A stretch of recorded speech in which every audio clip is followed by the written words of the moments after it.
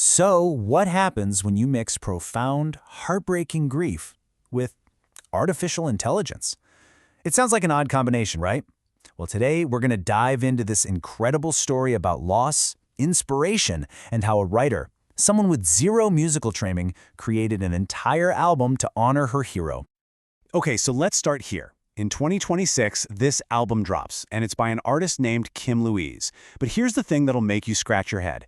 Kim is a super established playwright and author. She's got over a dozen books out there. She's a storyteller, a wordsmith. But a musician? She'll be the first to tell you, nope, not her. Which, brings up a pretty big question. If she doesn't play an instrument and the whole thing was sparked by a really tragic personal loss, how on earth did this album get made? That's what we're going to figure out. To really get this story, we have to start at the beginning, with the event that set everything in motion. And it all goes back to the sudden, heartbreaking loss of a true musical giant. And that giant was the one and only D'Angelo. I mean, his impact was just off the charts. He basically invented neo-soul with brown sugar, blew everyone's minds with voodoo, and then came back with the masterpiece Black Messiah. So when he passed away in 2025, at just 51 years old, it just left this huge, gaping hole in the music world. For millions of us, it was the loss of a genius. But for Kim Louise, this was different. It was deeply, deeply personal. It hit her right at the core of who she was as a creator. And this, right here, really gets to the heart of her story. You've got this one side of her, a seasoned author with this long, successful career in books, and then, boom, this totally new, unexpected identity as a musician, all born from this one powerful moment. It's like an artist finding a whole new language to speak.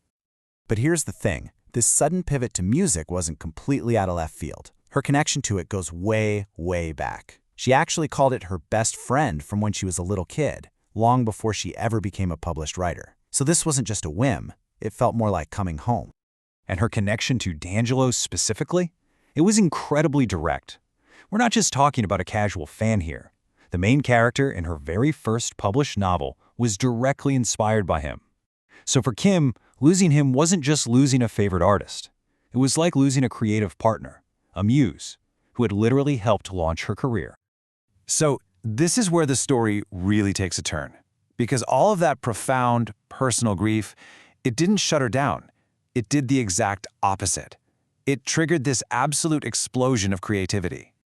It's actually a known phenomenon. Some people call it grief-activated creativity. It's this idea that the intense, raw energy of loss can get rerouted, Instead of just feeling sadness, it feels this overwhelming need to make something. And that is exactly what happened to Kim. She said for 2 solid days she was just gutted. And then, her writer's instinct just kicked in. She did what she's always done when dealing with big emotions. She started writing. But what came out wasn't a novel or a play. It was just pages and pages of song lyrics.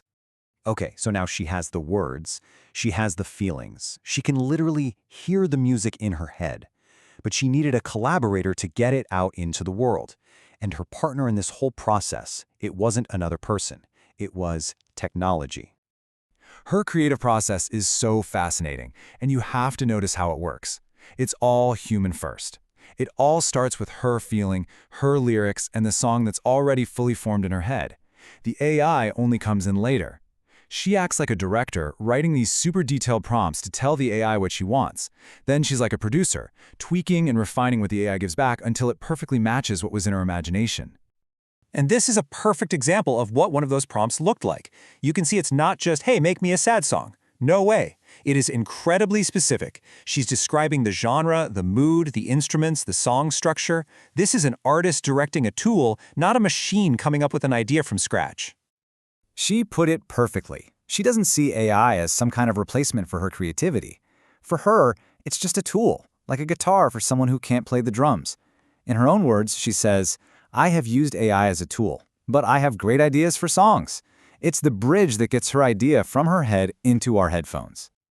So we know how she made it, but what did this wild collaboration between human grief and artificial intelligence actually create? Let's take a closer look at the album itself.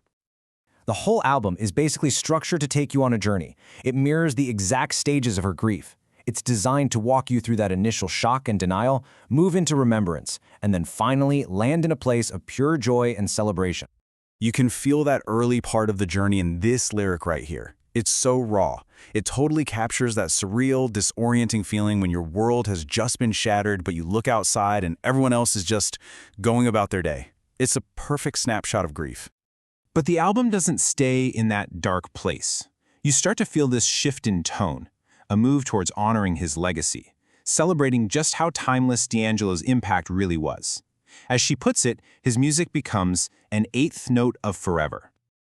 And this is where the journey ends, on this powerful note of pure celebration. She said this is her favorite line on the whole album. It's not about mourning what's gone, it's about celebrating what he gave us. It's this simple, beautiful command. Dance like he gave you something.